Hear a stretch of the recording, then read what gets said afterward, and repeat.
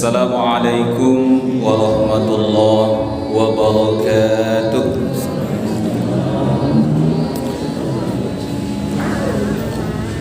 Alhamdulillahilladzi ala ihsanihi wa syukru lahu ala taufiqi wa imtinanihi. Nashhadu an la ilaha illallah wahdahu la syarika lah ta'ziman li sya'nih, wa nashhadu anna sayyidana wa nabiyyana Muhammadin nabiyil ummi wa ala alihi wa ashabihi wa man tabi'ahum bi ihsanin ila yaumiddin. Amma ba'd, rabbi shrah li sadri wa yassir li amri wahlul 'uqdatam min lisan yafqahu qawli. Rabbana zidna ilma warzuqna fahma wala hawla wala quwwata illa billahil aliyyil azim. Mahasiral muslimin rahimani wa rahimakumullah. Nan pertama sekali mari sama-sama kita bersyukur kehadirat Allah Subhanahu wa taala. Alhamdulillah, kita baru saja menunaikan kewajiban kita sebagai seorang muslim, yakninya menunaikan fardu salat maghrib secara berjamaah. Berselawat kita kepada Nabi Allah Muhammad sallallahu alaihi wasallam. Allahumma salli ala sayyidina Muhammad wa ala ali sayyidina Muhammad. Dan sama-sama kita muliakan Bapak Ibu pengurus masjid kita, Masjid Al-Mutatahhirin. Berikutnya kepada Nenek Mama alim ulama jadi pandai suluh bandang dalam negari, kok pai tampik batanya, kok pulang tampik babarito. Kepada bapak-bapak, ibu-ibu, para pemuda, para pemudi harapan bangsa dan agama, hadirin wal hadirat, jamaah, semoga kita semua yang berhadir dan keluarga kita di rumah adalah hamba-hamba yang dimuliakan oleh Allah Subhanahu wa taala. Amin ya rabbal alamin. Nah, jemaah yang dimuliakan oleh Allah Subhanahu wa taala, insyaallah kajian kita pada kesempatan malam yang berbahagia kini yakninya berkaitan dengan salat khusyuk. Apa temanya, Bu? Salat khusyuk. Nah, jemaah yang dimuliakan oleh Allah Subhanahu wa taala, tentu persoalan khusyuk adalah salah satu yang sering kita alami, bahkan sering dipertanyakan ya dalam urusan agama, yakninya baandanya ketika melaksanakan ibadah selalu dalam keadaan khusyuk. Nah, jemaah yang dimuliakan oleh Allah Subhanahu wa taala, oleh karenanya memang isyarat Quranul Karim yang mengisyaratkan kepada kita bahwa ketika ibadah salat dan kita lakukan ya 5 kali sehari semalam, maka minimal ada 5 manfaat yang bukan hanya sekedar nanti insya-Allah manfaat di hari yaumil akhir dalam kehidupan di dunia pun Allah nampakkan manfaat fadilah bagi orang-orang, bagi hamba-hamba Allah yang menunaikan perintah salat dengan baik dan benar berdasarkan tuntunan syariah Al-Quran dan sunnah Nabi sallallahu alaihi wasallam. Nah, di antaranya orang yang melaksanakan ibadah salat dengan baik dan benar, dilakukan sesuai dengan tuntunan syariah, adalah cenderung akan melahirkan sikap perilaku yang baik dalam kehidupan. Nah, sebagai dalilnya dalam surah yang ke-29 ayat yang ke-45 Allah Subhanahu wa taala berfirman, "Innas salata tanha 'anil fahsya'i wal munkar." Nah, yang kedua isyarat Quran, ketika solat kita lakukan sesuai dengan tuntunan syariah, maka insya-Allah solat yang dikerjakan dengan baik dan benar selalu akan menghadirkan ketenangan dalam kehidupan. Sebagai dalilnya boleh nanti kita lihat di dalam surah yang ke-20 ayat yang ke-14. Jemaah yang dimuliakan oleh Allah, yang ketiga, salat yang ditunaikan dengan benar, maka isyarat Quran akan menghadirkan kemudahan-kemudahan di dalam hidup kita. Bahkan dalam urusan rezeki, Allah Subhanahu wa taala katakan, min haitsu la yahtasib, dari jalan-jalan yang kita pun tidak menduga-duganya. Nah, sedangkan yang keempat, orang yang benar dalam menunaikan ibadah salat, dia tunaikan sesuai dengan tuntunan syariah, maka cenderung isyarat Quran Allah akan mudahkan baginya untuk senantiasa mengabulkan doa-doa, khususnya doa-doa yang kita ucapkan ketika melaksanakan salat. Nah, yang kelima, salat yang ditunaikan dengan baik dan benar adalah akan menghadirkan kebahagiaan, kesuksesan di dunia dan insya Allah nanti di hari yaumul akhir. Dalilnya bisa kita lihat nanti di dalam surah yang ke-23 ayat yang pertama sampai ayat yang kedua. Nah, jamaah yang dimuliakan oleh Allah Subhanahu wa taala, pertanyaannya, jika yang 5 hal yang kita sabuian tadi, yang pertama salat yang dilakukan dengan baik dan benar pasti melahirkan sikap perilaku yang baik. Yang kedua, salat yang dilakukan dengan baik dan benar adalah cenderung akan menghadirkan ketenangan di dalam jiwa. Yang ketiga, salat yang dilakukan dengan baik dan benar akan senantiasa ada kemudahan-kemudahan dalam kehidupan, bahkan rezeki pun Allah mudahkan. Yang keempat, salat yang ditunaikan dengan tenang, dengan nyaman, dengan senantiasa sesuai dengan sunnah Rasulullah, bakalan Allah jadikan sebagai wasilah doa-doa kita mudah diijabah. Dan yang kelima, salat yang dilakukan dengan baik dan benar bakalan menjamin kehidupan kita insya-Allah bahagia di dunia, bahagia nanti di hari akhirat.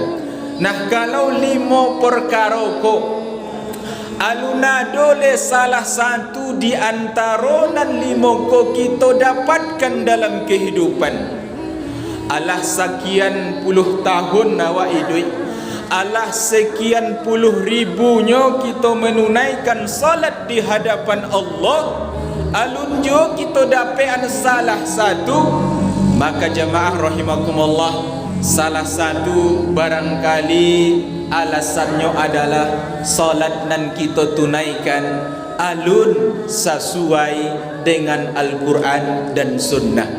Kemudian yang kedua, barangkali alasannya solat yang kita tunaikan belum dalam keadaan khusyuk. Nah, jamaah yang dimuliakan oleh Allah Subhanahu wa taala, oleh karenanya Allah Subhanahu wa taala mengingatkan kepada kita sebagai landasan tausiah kita di dalam suratil Baqarah, surah nan kedua ayat nan ke-45. Nah, dalilnya surah Al-Baqarah surat nan kedua ayat nan ke-45. Kecil Allah, na'udzu billahi minasy syaithanir rajim. Wasta'inu bis sabri was salah wa innaha lakabiratun illa 'alal khashi'in.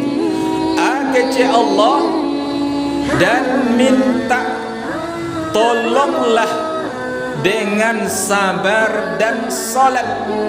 Wa innaha, dan sesungguhnya dia, dan sesungguhnya nyadisiko adalah kembali kepada salat. Wa innaha, karena sesungguhnya salat itu kata Allah lakabiratun, amat berat dilakukan, illa 'alal khashiin, kecuali bagi orang-orang nan ikhlas dalam jalankannya.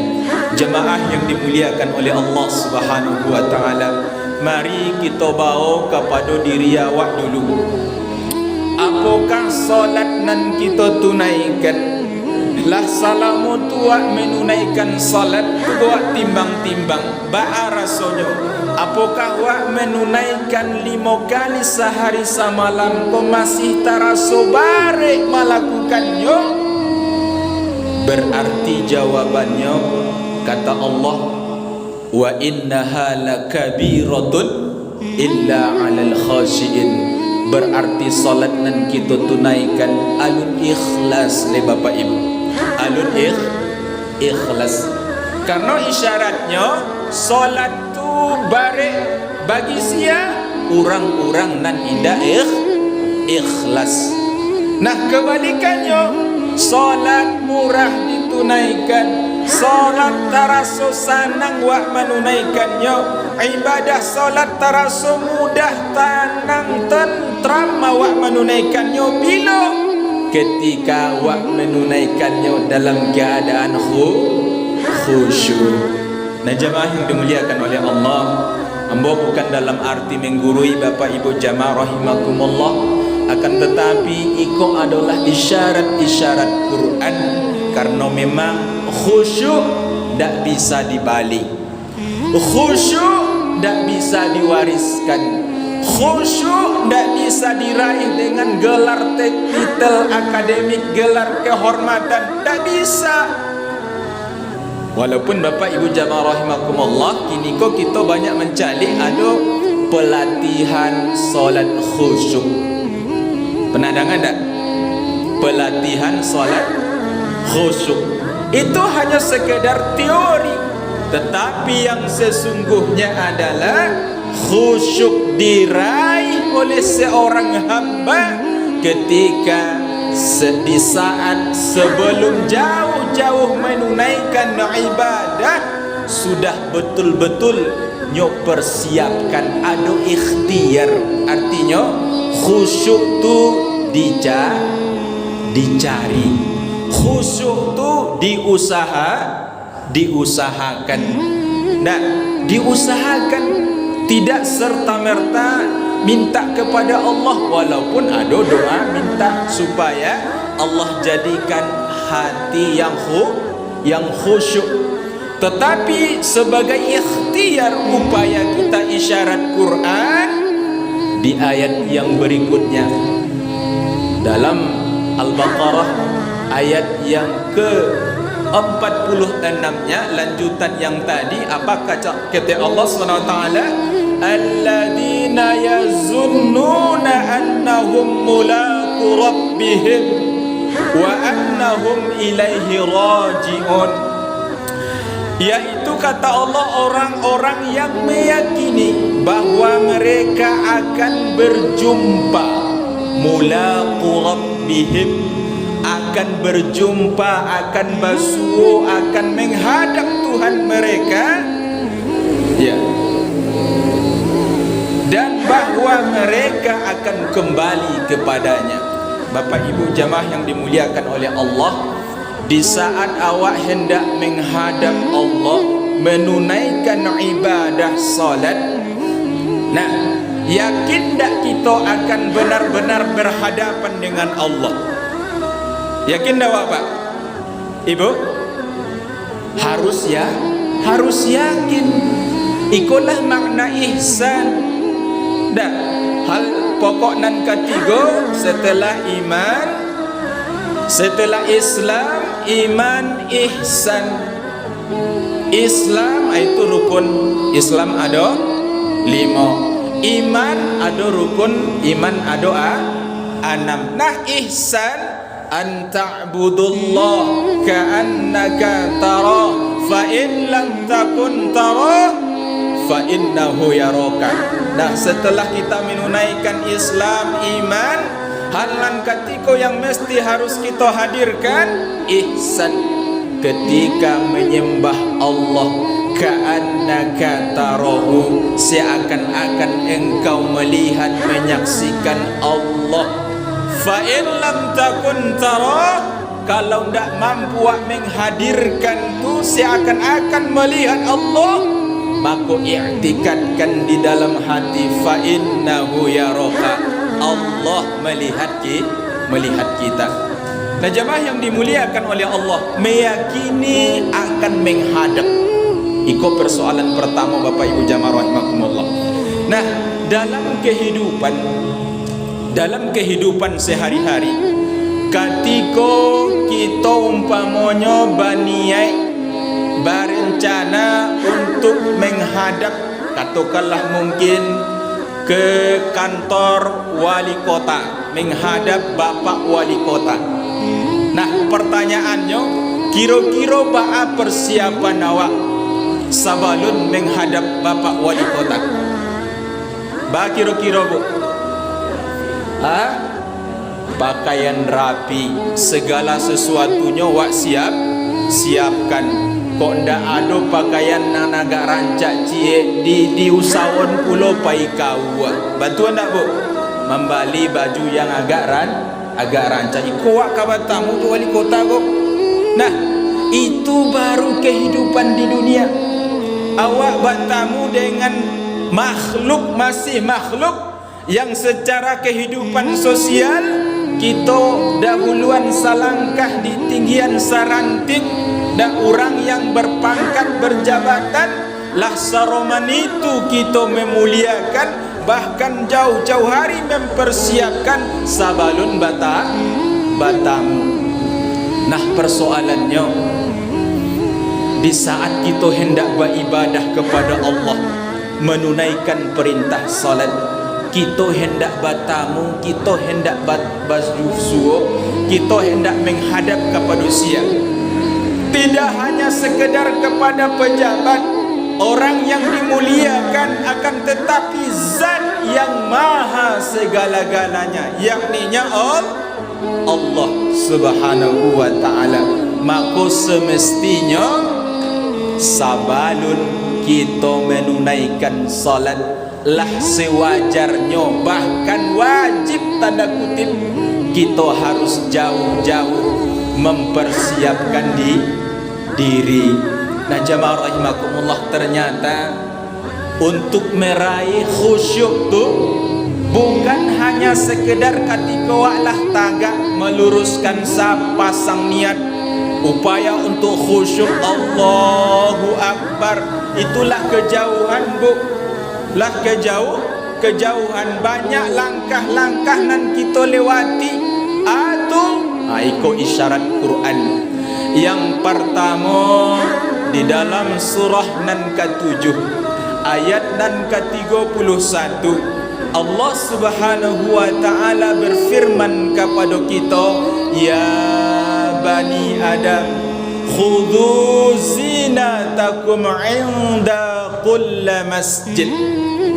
Hai anak cucu Adam, dalam hal ini lebih kita khususkan, hai orang-orang yang beriman, hai umat Islam, pakailah dek kalian pakaian yang indah, indah kulla masjid. Setiap masuk masjid, setiap hendak menghadap Allah.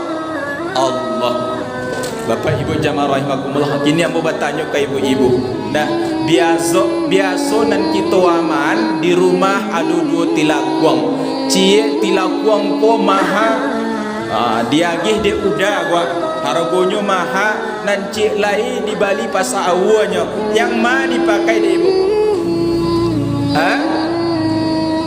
nan cie baru paragi hudawa nan cie lai ko lah husang lah ado peta-peta di situ lah 3 bulan lo ndak bapakai ma yang ibu pakai nan baru alhamdulillah kalau soroman itu.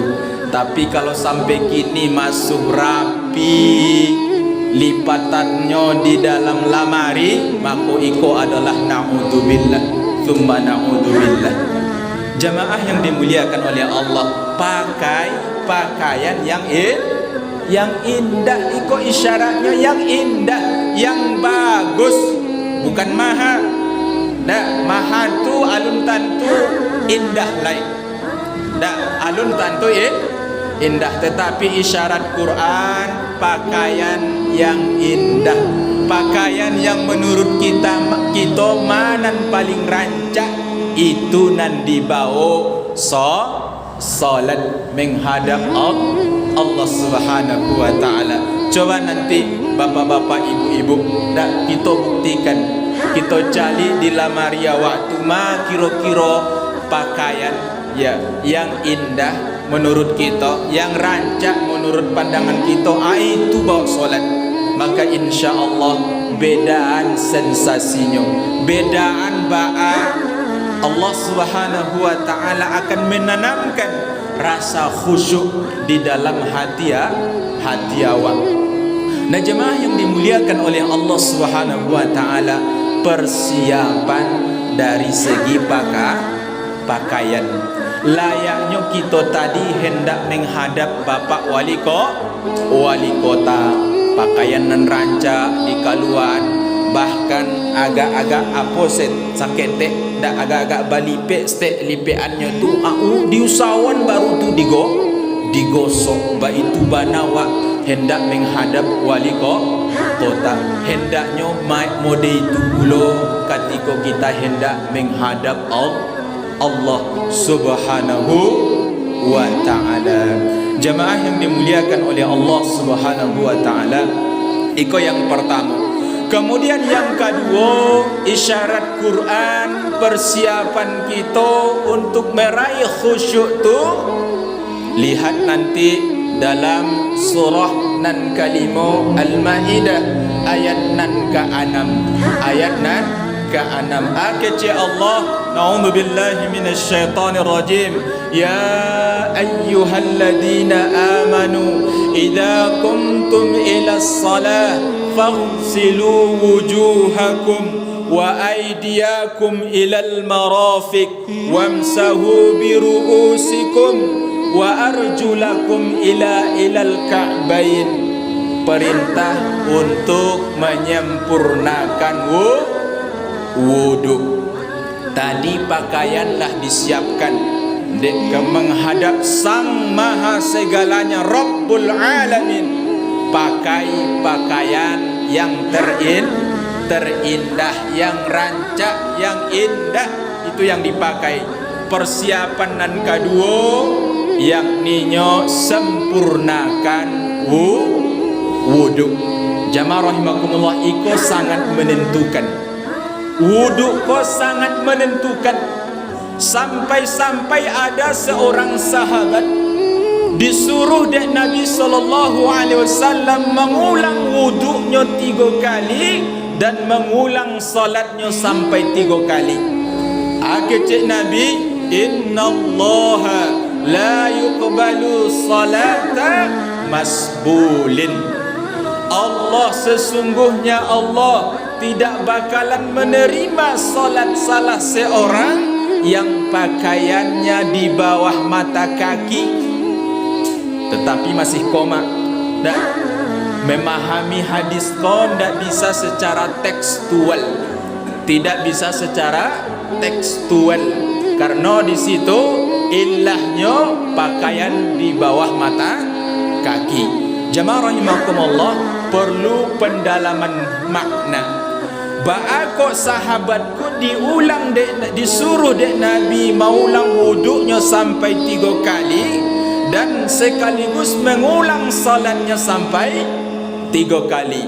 Jemaah yang dimuliakan oleh Allah, ternyata di kalinan ketiga ko sahabatku mulai berpikir, baako Nabi mau menyuruh hamba maulang balik bauduk dan mengulang salat. Oh, jangan dikarenakan pakaian celana agak tak panjang sehingga menutupi tumitnya, menghalangi sampainya air wuduk. Makanya sempurnakan nyo angkek kate, nyo sempurnakan wuduknya, kemudian nyo balik ke dalam masjid, nyo tunaikan salat.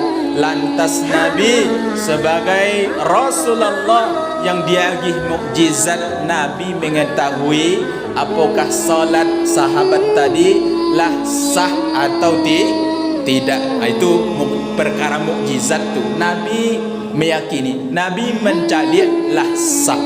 Jemaah yang dimuliakan oleh Allah Subhanahu wa taala, maka makna hadis yang tadi itu dikarenakan sahabat tidak sempurna membasuh anggota wuduk ketika sedang berwuduk sampai disuruh dek Nabi maulang wuduk 3 kali. Nah, jemaah yang dimuliakan oleh Allah Subhanahu wa taala, isyarat Quran ketika hendak menghadap Allah, sucikan diri, sucikan pakaian. Dalam hal itu wudu ada ampe hal yang mesti, yang wajib kita basuh anggota wudu. Ya, wamsahu fagsilu wujuhakum wa aydiyakum. Aiko 2. Nah, fagsilu wujuhakum, basuhlah wajah kalian. Wajah, Bapak Ibu jamaah rahimakumullah, ditafsirkan, dipahami oleh para fuqaha di dalam fikih. Dan dikecian wajah itu adalah mulai dari tampik tabiknya rambut secara normal, ukurannya normal. Karena ada juga orang rambutnya tu tumbuhnya di siko karena sulah, itu tidak normal. Tapi yang normal, mulai dari tampik tumbuh rambut yang normal sampai ke samping dak anak talingo, atau juga ada yang mengecean paku talingo, kemudian sampai ke dagu. Iko yang disebut dengan wajah. Bagi yang berjenggot, dibasuh jenggotnya. Kalau ndak ada jenggot, ndak usah. Karena sunnah jenggot tu memelihara. Bagi yang tidak berjenggot, jangan pula ambil bakar kemiri, gosokan ke janggut supaya berjanggut. Jangan. Allah maha adil. Jemaah rahimakumullah. Nah, kemudian yang perlu kita pahami makna falsilu, basuh, berbeda dengan wamsahu. Atau falsilu, ambil air tu atau tampung airnya tu, kemudian tumpahkan di tempat yang akan dibasuh. Itu yang falsilu, basuh, cuci muka, ambil tampung airnya, tumpahkan di tempat nan kan dibasuh. Ndak mudiko doh. Itu salah. Itu wuduknya anak-anak kita, anak-anak TK. Nah, jemaah rahimakumullah. Nan kedua, wa aydiyakum ilal marafiq, kedua tangan sampai siku.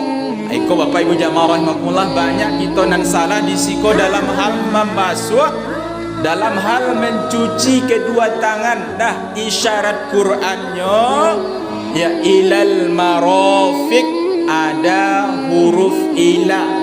Dalam bahasa Arab, ila itu disebut dengan harfu ghayah, menunjukkan tempat dari sampai. dari tangan, ujung tangan, ilal marafiq, sampai ke siku. Berarti ketika menyuci tangan, ya membasuh tangan dari mana? Dari ujung jari ke bawah. Jangan dibalik. Kalau dibalik dari bawah dari siku ke bawah, itu salah. Tidak sesuai dengan isyarat Quran. Karena ada ilah di situ yang menunjukkan dari sampai. Jangan dibalik. Nah, adapun nanti hikmahnya ada. Kecek dokter, kalau bau duk dari atas ke bawah, maka mainggoklah bakteri-bakteri di ujung-ujung jari. Itulah nanti wak makan sakit paru dan sebagainya, karena ada kuman di ujung jari. Jadi yang batua dari ujung jari sampai siku, ilal marafiq. Nah, kemudian yang ketiga, isyarat Quran untuk berwudu, yakninya wamsahu biruusikum, sapu. Aiko bedanya ibu, tadi bahasanya fausilu, basuh. Kini wamsahu, sapu. Menyapu ambil air, kemudian ya tumpahkan airnya, baru disapu. Kemudian yang disapu kepala, bukan rambut. Jangan ibu karena lah memakai mukena baudu ambil abut tigualai. Dikuan membasuh kepala, salah. Isyarat Quran biruusikum, kepala, jamaknya ra'sun. Sedangkan memahami kepala ada tiga, karena diawali dengan huruf ba. Huruf ba itu diantaranya dalam penerapan hukum dari membasuh kepala. Yang pertama maknanya al-istiqraq, menyeluruh seluruh kepala. Itulah yang diterapkan oleh mazhab Hanafiyah ketika membasuh kepala sadonyo. Sadonyo sekali ke belakang, kemudian kamu ko langsung ke telinga, seluruh kepala. Dan kedua yaitu at-tahdid, ya, sebahagian tetapi memiliki batas, yaitu ubun-ubun sakira-kira salaweh tapak tangan di atas. Itu yang dibasuh. Dan yang ketiga at-tahdid, yang ketiga adalah dalam keadaan tanpa batas. Artinya asalkan kepala dibasuh, disapu lah sah.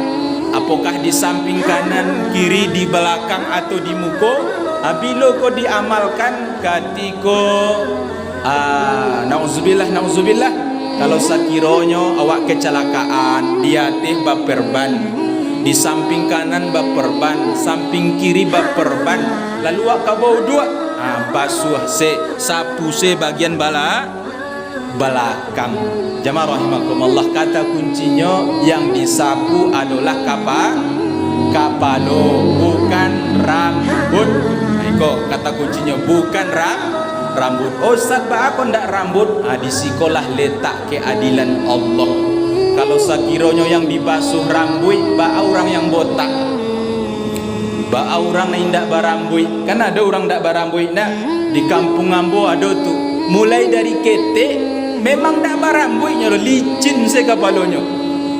Tapi Allah Maha Adil, yang disapu adalah kepala, bukan rambut. Kemudian yang terakhir yaitu wa arjulakum ilal ka'bain, kedua kaki sampai kepada mata kaki, mesti sempurna kita basuh.